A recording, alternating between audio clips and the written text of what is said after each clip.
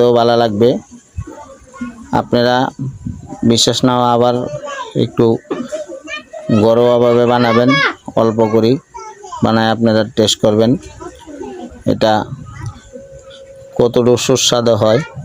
আপনারা তখন প্রতিদিন এই ভর্তা খানা কখনো ভুলবেন না এবং এই ভর্তা কেউ ভুলবেন না। প্রিয় বন্ধুরা, আপনারা দেখতেই পারতেছেন খুব ভালো করে মিক্স করে নিচ্ছি আমি। দেখেন সরিষার তেল দুজু পরিমাণ কম লাগে, প্রয়োজন পরে আরেকটু দিয়ে নেবেন। আমি যা দেওয়ার একেবারে দিয়েছি, পরে আরেকটু দিব দুজু প্রয়োজন পরে। এখানে অল্প করে লবণ টেস্ট করব, জাল টেস্ট করব এবং টেস্ট কীরকম হয়েছে এটা টেস্ট করব এবং যারা আমার পাশে আছে তাদেরকেও টেস্ট করাবো। আমার দই তো আমি ভালো বলবই, কিন্তু অন্য দুজু ভালো বলে সেটাই হবে ভালো ইনশাল্লাহ। এখন আমি একটু হাতে দিয়েছি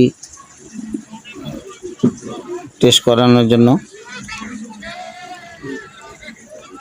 কেমন হয়েছে একটু খেয়ে বলবেন।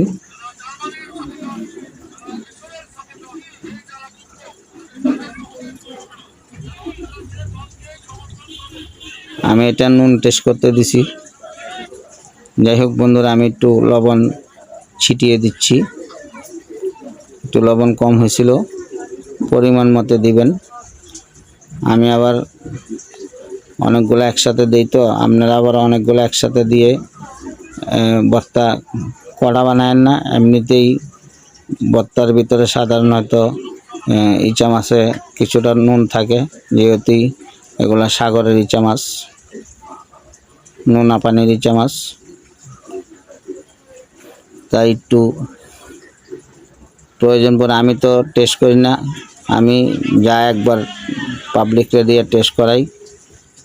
আমি লবণ চাই না, আমি আন্দাজ মতো লবণ দেই, ইনশাল্লাহ আশা করি হয়ে যায়। এই আমার ভর্তা হয়ে গেছে রেডি।